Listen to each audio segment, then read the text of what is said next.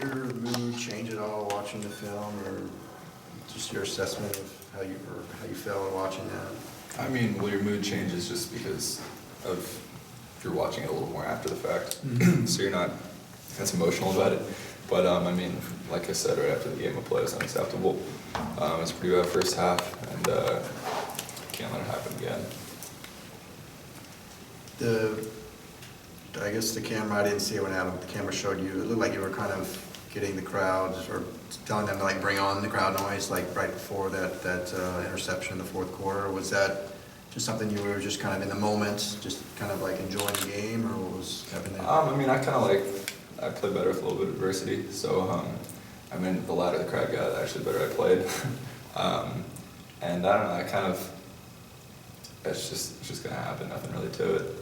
Did you enjoy kind of the back and forth, you know, that they were kind of on you? And yeah, absolutely. I mean, that's what sports are all about.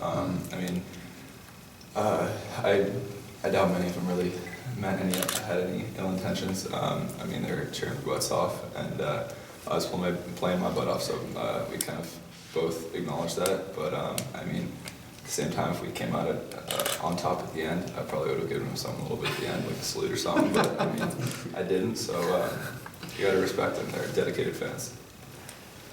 Scott was telling us about a dinner you guys had on Monday where you presented offensive lineman gifts. Can you kind of just walk us through what that meant? I mean, we usually kind of have a lineman dinner every week. It's just kind of a tradition.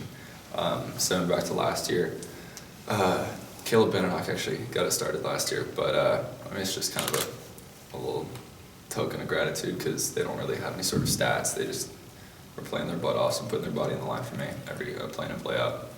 They order a lot at Chipotle? Yeah, they did. Well, Chipotle is actually out of chicken that day, so they gave us 2-for-1 bowls free. Nice. Huh. Yeah, it was cool.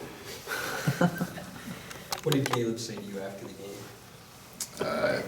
He's one of his best friends from last year. I just said I love you and keep working. Well, what surprised you in looking at the film? My play, not too much. I mean, there's some pretty open receivers that I missed. A few things here and there, but nothing incredibly. Nothing that I didn't really see in the game or on the sideline. You talked about how a lot of your errors were physical on Saturday. What can you do this week, you know, to work on that and try to correct that going forward? I mean, it's nothing. You just got to make them. There's nothing really particular. Because I mean, you can't say rep them more because we've been repping them since the beginning of spring and technically since I started playing football. So I mean, it's nothing really like physically that I can't do or need to work on. You just got to rep it more and hit it once game time comes. It's like trying to simulate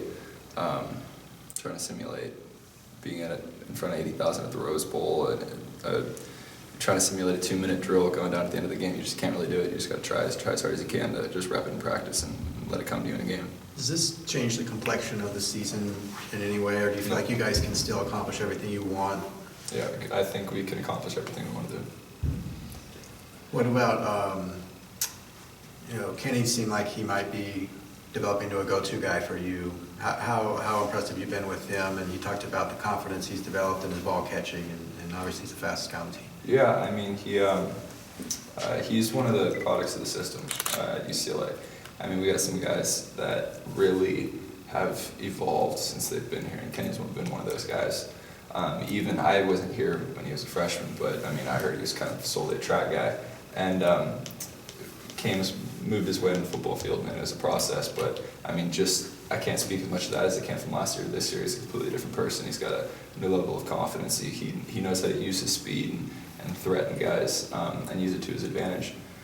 So, I mean, it speaks a lot to this program and what they can sort of develop out of players. I mean, you got a lot of guys who have really become phenomenal players throughout their 4 years here, like the Jayon Browns of the world, or the Anthony Barrs, the guys that have come, switch positions, build their body up, and then really become incredible players. Is there anything that guys have talked throughout the preseason about Trevor and his impact on you guys? Is there anything he said that's kind of sticking with you right now that's helping, that could help, going forward right now? I think with what he worked with us, I think it's showing more now that we lost actually than we won, because it's really easy to stay together when you win.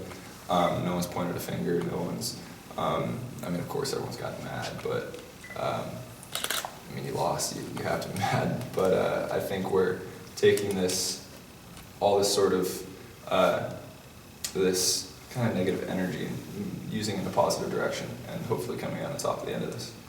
You've competed against a couple teams coached by Tony Sanchez the last couple of years. Have you had a chance to get to know him at all during those? Not on a personal level, really. I played him once at Gorman, and I mean, he's just another coach. You just got to go out and do your best. I mean, we're going to study his defense.